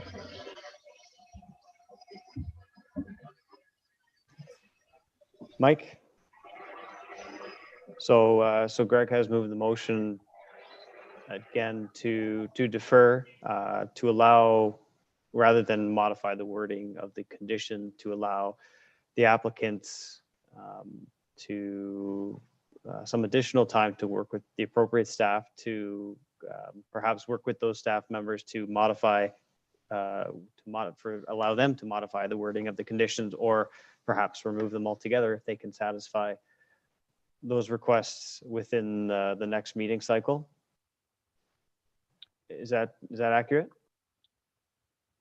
Okay, so we have a mover and a seconder from Mike. Discussion on the motion, Chris? I'm just wondering whether that would be satisfactory to the proponents, whether they would like to defer that to give them time so that they can discuss numbers 5 and 6 with the engineering staff. On behalf of the applicant, I would be more than willing to do that.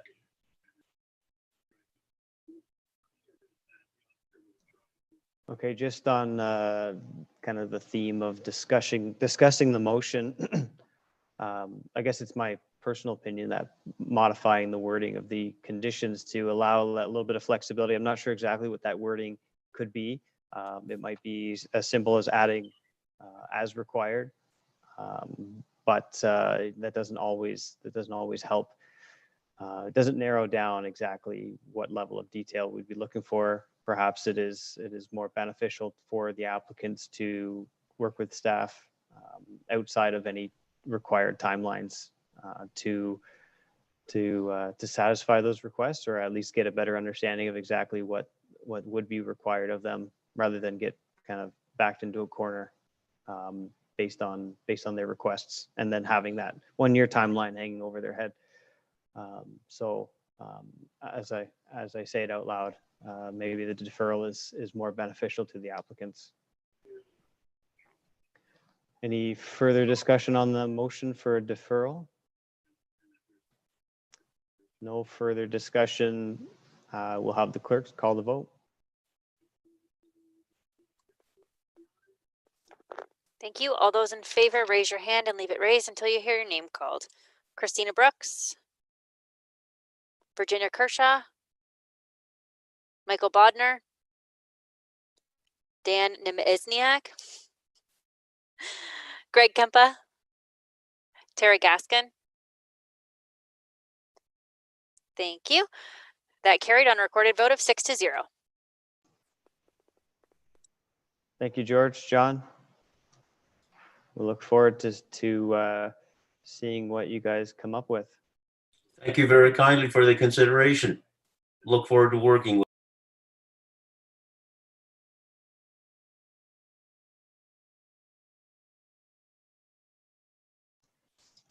We blame the clerks for cutting George off there. We'll see him again.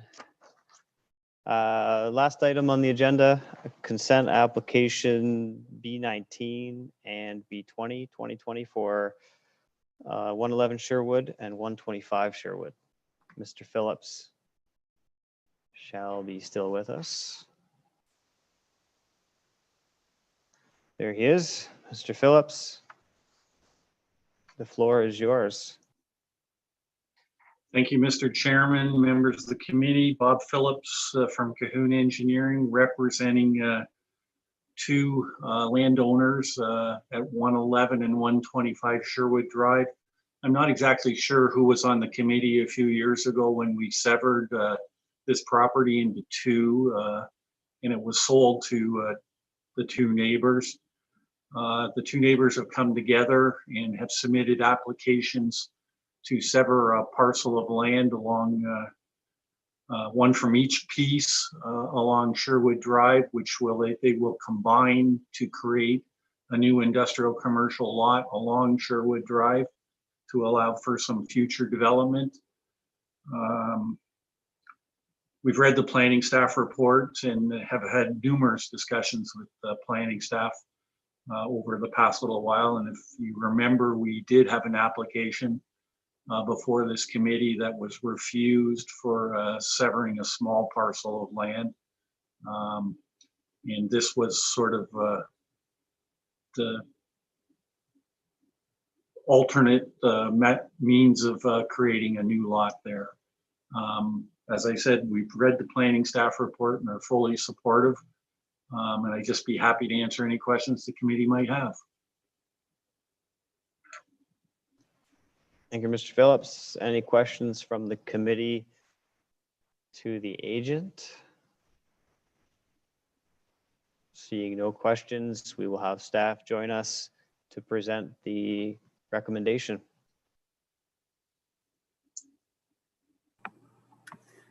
Okay, thank you, Mr. Chair. So two consent applications have been received for the lands municipally addressed as 111 Sherwood Drive, which is B19 2020, and 125 Sherwood Drive, which is B20 2020. Application B19 proposes to sever the southwest portion of 111 Sherwood Drive, and application B20 proposes to sever the southeast portion of 125 Sherwood Drive. The severed lands of each respective application will then be combined into a single lot for future commercial development with an area of 0.39 hectares and frontage along Sherwood Drive. The applicant is also proposing an access easement over the severed lands in favor of the retained lands of application B20 2020. And as Mr. Phillips noted, the recent refusal by Committee of Adjustment in August 2020 was only for 125 Sherwood Drive. This application now includes 111 Sherwood Drive, and it makes it a larger developable lot. The subject lands are located on the north side of Sherwood Drive, west of Catherine Avenue, and have a combined total area of approximately 6.17 hectares. The lands are occupied by an industrial mall comprised of a mix of commercial and industrial uses. The subject lands are surrounded by industrial uses to the north, residential uses to the east and west, and a mix of residential and industrial uses to the south. An access easement exists on the severed lands of 125 Sherwood Drive in favor of 111 Sherwood Drive Further, a parking and access easement exists on the eastern portion of the severed lands of 111 Sherwood Drive in favor of the residential building located at 115 Sherwood Drive. No development is proposed on these easements and they are to remain in place. Next slide. So this slide shows the severed parcels from both 111 and 125 Sherwood. Together they will be merged as a condition of consent to make one lot that meets the zoning requirements. Next slide. Can you go to the next slide, please? So notice of public hearing was issued by personal mail and by posting a sign on both 111 and 125 Sherwood Drive, and no comments have been received to date, other than one resident who contacted planning staff for clarification purposes only.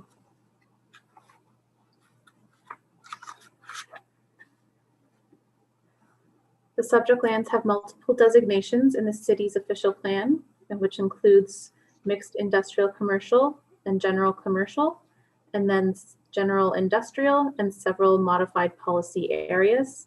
The proposed consents meet the official plan and conform to the policies of the official plan. The properties have several zoning categories as well, all of which are industrial or commercial, and there are several site-specific zones, and the entirety of the property is within the flood zone. Once the severed lands of each respective application are merged, the proposed lot will meet the minimum lot area and lot width requirements of the zoning bylaw, and therefore planning staff are of the opinion that the consent applications are in compliance with the zoning bylaw. So when making a decision on a consent, Committee of Adjustment must have regard for the following when considering a consent application for approval. This includes if the plan conforms to the official plan, regards to the dimension and shapes of the proposed lots, and the adequacy of utilities and municipal services. The consent applications are there for the purpose of creating a new industrial lot within an existing industrial area. The proposed lot widths and areas are consistent with existing lot areas and widths in the area and are similar to lots adjacent to the site along Sherwood Drive. The proposed consent application will create one lot with frontage onto Sherwood Drive, and the two retained lots will continue to have frontage onto Sherwood Drive. Any future development on the proposed merged lands is subject to site plan control, and this site plan control process will provide the city with an opportunity to review the functionality of the site, the building placement, the protection of street trees, grading of the site to ensure it meets the requirements of the city's policies, and to ensure compatibility and integration with the neighborhood as well. Upon completion of a site visit and review of all relevant policies, planning staff are supportive of the applications. The proposal will contribute to a broad range of industrial uses in Brantford in accordance with the applicable planning policy framework in the provincial policy statement, the growth plan, and the official plan. And planning staff recommend that applications B19 2020 and B20 2020 be approved, subject to the conditions in appendices A1 and A2 of the report. Thank you. Thank you very much for the presentation. Any questions from the committee to staff? Seeing none, so we will open the public portion of the hearing, and I will confirm that we have no members of the public registered to speak to this item. And with that being said, we can close the public portion. And I will ask if the committee has any further questions of clarification to staff or the applicants. No questions of clarification. Is a committee member prepared to put a motion forward?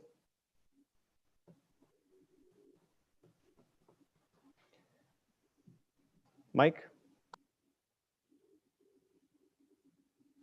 Yes, I'm prepared to make the motion to approve the application to sever the two lots into one merged lot, subject to the staff recommendations. Thank you. We have a seconder. Chris? Any discussion on that motion? no discussion, we will have the clerks call the vote. Please raise your hand and leave it raised until you hear your name called. Tara Gaskin, Greg Kempa, Dan Nemizniak, Michael Bodner, Virginia Kershaw, and Christina Brooks. Okay, that item carried on a recorded vote of 6-0.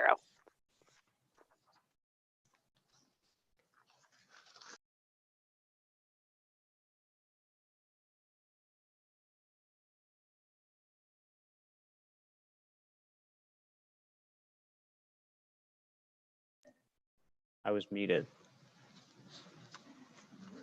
I said thank you, Mr. Phillips, and then I said that concludes the items on the agenda this evening, and we can move on with our agenda items for consideration. Many items for consideration. Nothing. No items for consideration. It says so right in my script. But you never know. Sometimes there's some things that pop up. Consent items, the minutes. Has everyone had a chance to review the minutes from the November 4th meeting? Any comments, questions, errors, omissions? Nothing.